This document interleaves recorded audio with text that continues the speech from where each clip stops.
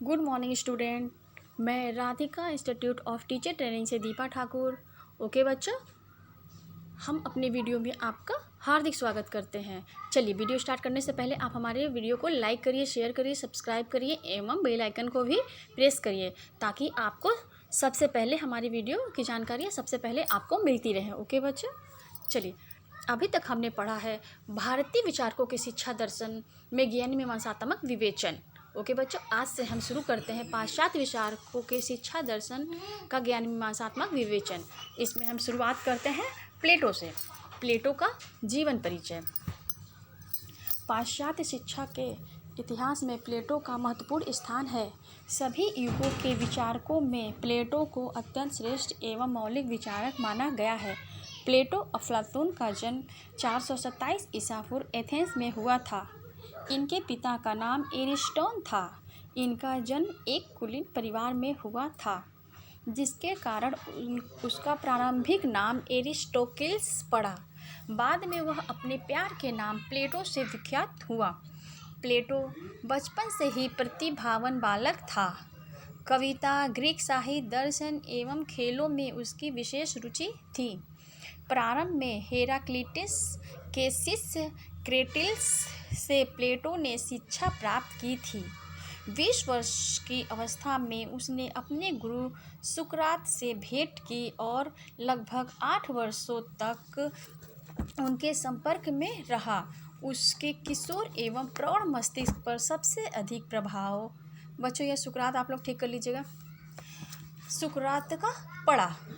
वह प्रत्येक महत्वपूर्ण बात के समर्थन के लिए यही सहारा लेते थे। इनके शिक्षा संबंधी विचारों पर सुकरात, सोफिस्टो, स्पार्टा की शिक्षा पद्धति है।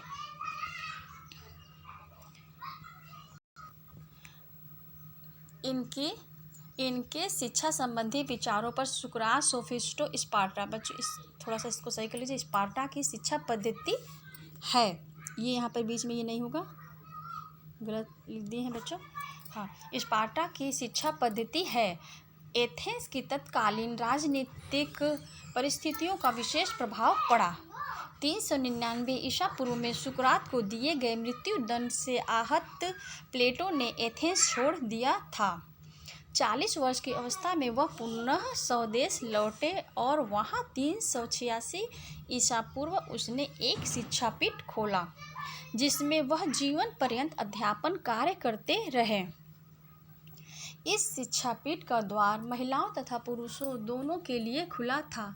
इसमें दर्शन शास्त्र, गणित और विज्ञान की शिक्षा दी जाती थी। मानव विज्ञान के अध्ययन के लिए स्थायी संस्था के रूप में प्लेटो ने जो शिक्षापीठ स्थापित किया था, वह वास्तविक रूप से प्रथम विश्वविद्यालय की स्थापना थी। उन्होंने अनेक पुस्तकों की रचना भी की।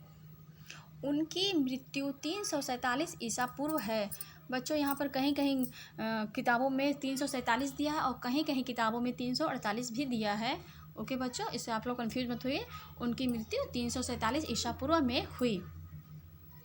प्लेटो के ज्ञान मीमांसा विचार।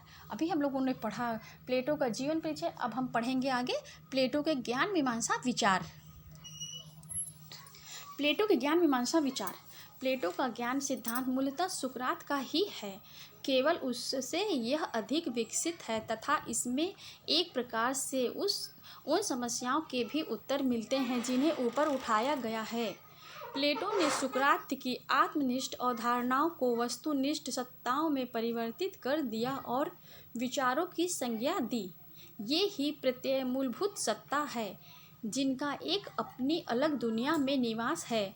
प्लेटो प्रत्ययों के इस संसार को आदर्श संसार की संज्ञा देते हैं और कहते हैं कि भौतिक विश्व इन्हीं प्रत्ययों के संसार की मात्र प्रतिलिपि है। इस प्रकार भौतिक विश्व अवास्तविक है और उसी का ज्ञान हमें इंद्रियों के द्वारा होता है। प्रत्ययों का ज्ञान हमें बुद्धि के द्वारा होता है, इसलिए बुद्धि ही यथार्थ ज्ञान का स्रोत है।